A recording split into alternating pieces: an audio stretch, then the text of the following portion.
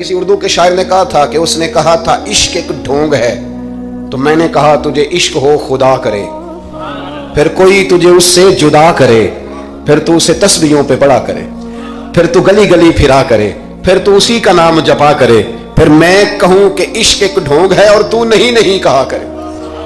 داتا گانجی بخش علی حجویری۔ داتا صاحب نے لکھا ہے، یہ آج کل کا جو جدید نوجوان طبقہ ہے وہ ذرا بات جلدی سمجھ جائے گا۔ داتا صاحب رحمۃ اللہ لکھا ہے، حضرت عبداللہ بن مبارک رحمۃ اللہ علیہ سے کسی نے کہا کہ آپ بڑے زبردست محدث ہیں اور اتنی وارفتگی والے صوفی کم ملتے ہیں جتنے آپ ہیں، وجہ کیا ہے؟ تو حضرت عبداللہ بن مبارک فرمانے لگے، مجھے نا توبہ کرنے سے پہلے ایک عورت سے عشق ہو گیا تھا، عورت سے۔ بڑی توجہ سے بات سمجھنا۔ آپ فرماتے ہیں میرا گھرانہ نمازی تھا، یہ داتا صاحب نے لکھا ہے کشف الماجوب۔ حضرت عبداللہ بن مبارک فرماتے ہیں کہ جس عورت سے مجھے عشق ہو گیا نا، اس کے محلے میں جا کے میں عشاء کی نماز پڑھتا تھا، اور پھر ساری رات میں اس کے گھر کے گرد رہتا تھا۔ وہ آدھی رات کو تھوڑی دیر کے لیے چھت پہ آتی تھی، دو ایک باتیں ہوتی تھیں، میں لوٹ آتا تھا۔ فرماتے ایک رات میں نے عشاء کی نماز اس کے محلے میں جا کے پڑھی، قاری صاحب نے نا کچھ آیات لمبی پڑھا دی تو مجھے غصہ آیا۔ کہہ دیتے نا لوگ مولویوں نے تو کام کو نہیں سامتے اور بھی ہیں، تو کہتے ہیں کہ نماز لمبی پڑھا دی تو مجھے غصہ آیا کہ جلدی پڑھاؤ۔ فرماتے ہیں نماز وہاں پڑھی، سخت سردی تھی، رات لمبی تھی، میں اس کے گھر کے گرد جا کے نا تو منڈلانے لگا کیونکہ مجھے اس سے محبت تھی۔ فرماتے ہیں کہ 1 گھنٹہ 2 گھنٹے 4 گھنٹے 5 گھنٹے حتیٰ کہ سحری کا وقت ہو گیا، اور پھوٹنے لگی، تو وہ نا بھاگتی بھاگتی چھت پہ آئی اور کہنے لگی کہ گھر میں رش بڑا ہے، مہمان زیادہ ہیں، آج بات نہیں ہو سکے گی۔ کہتے یہ لفظ کہتے وہ نیچے اتر گئی۔ جب میں وہاں سے واپس نکلا تو فجر کی اذان شروع ہو گئی۔ یوں سمجھ لیں کہ 13 گھنٹے 14 گھنٹے بیت گئے۔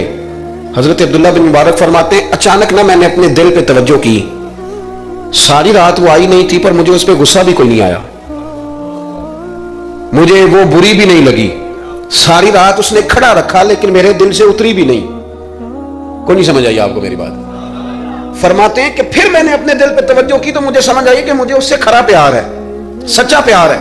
یعنی اس نے آدھا جملہ کہا کہ میں مجبور ہوں، تو میں نے اس سے مزید نہ قسم اٹھوائی نہ گواہ مانگے، میں اس کی وہ مجبوری بھی فوراً ہی مان گیا۔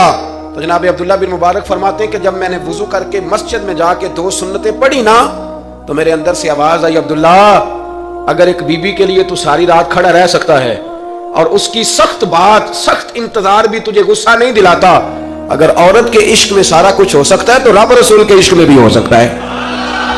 پھر ان کی بتائی ہوئی تراویحاں تجھے غصہ نہیں دلائیں گی، پھر ان کا کہا ہوا روزہ تجھے غصہ، پھر تو یہ نہیں کہے گا کہ بڑا مشکل کام ہے جی گرمیاں دے روزے نے، پھر تیری زبان سے کوئی لفظ اس لیے کہ محبوب پر غصہ۔ ایک صاحب نے مجھے ایک دفعہ فون کیا، ہمارے سنگی ہیں، وکیل ہیں، بیوی ان کی پروفیسر ہیں، کہنے لگے جی آپ کے ایک بزرگ نے کہا ہے کہ صحابہ نبی پاک صلی اللہ علیہ وسلم کا بول مبارک پیشاب مبارک پی جاتے تھے۔ لوگوں کو بڑی جلدی ٹینشن ہونے لگ جاتی ہے ان چیزوں کی، بڑی جلدی، اس رستے کے مسافر نہیں نہ ہوتے، اس رستے کے مسافر نہیں۔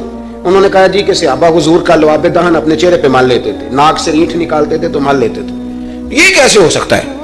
میں نے ان سے کہا کہ تمہاری عقل میں بات نہیں آئے گی، تمہارا شعبہ نہیں نا، تمہارا یہ شعبہ۔ کہنے لگے آپ سمجھا دیں، تو میں نے کہا بھائی سنو، آپ کی بیوی امیر خاندان سے ہے، ہماری بچیاں جو پڑھی لکھی ہوتی ہیں نا امیر خاندان سے ہوتی ہیں، یہ جب کسی کے گھر جاتی ہیں نا تو ان کا بچہ پیشاب کر دے تو انہیں بڑی بدبو آتی ہے، اور اگر وہ کہہ کر دے تو یہ بھی کہہ کرنے لگ جاتی ہیں، ہوتا ہے کہ نہیں ہوتا؟ اور گھر آ کے کہتی ہیں وہ بڑے جاہل ہیں، صفائی نہیں کرتے۔